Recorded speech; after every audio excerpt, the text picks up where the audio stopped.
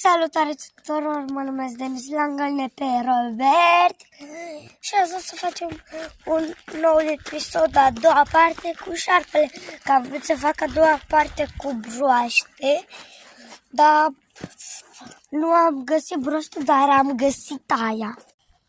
Vezi de jos? Ia uitați, acolo sunt. Dragilor, aici are capul. De pun eu bățul acesta. E plasă pentru pești, da? Hai al Robert ca să-l omor, că nu vreau să am șarpe în curtea mea. Dragilor, am aflat că la școală... Ia capul. Mi-e frică. E frică că...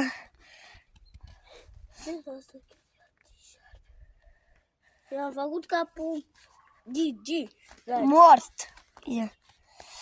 Uitați-l, cum putem să vi-l arătăm că e mort șarpele. Uitați, dragilor. Robert, pune lung. Denis, era viu, pe bune. Avea capul... Mami, M-am Robert... speriat când am văzut, dar... Eu mai uit cu mă uit cu abonații să vedem dacă mai sunt. Oare mai sunt sau nu? Mamă, Denis, ia uite cât e! Ce pare! Hai să-l punem pe asta. Pune-l.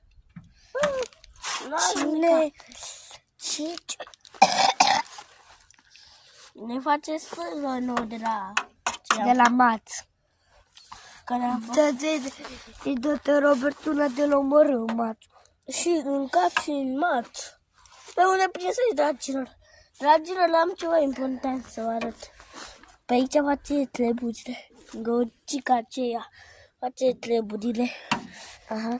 Dar vă rog să dați subscribe, să ajungem la 1.000.000 de abonați. Sau la 2 milioane de abonați. Și 2 like-uri să avem măcar. Sau dacă nu, 1.000 de like-uri să avem. Denis, pune mâna pe să văd cum sunt soții, doar că mi-e frică. Cum să sunt? Pentru abonații mei pun. Și eu. Dar asta nu se simte bine.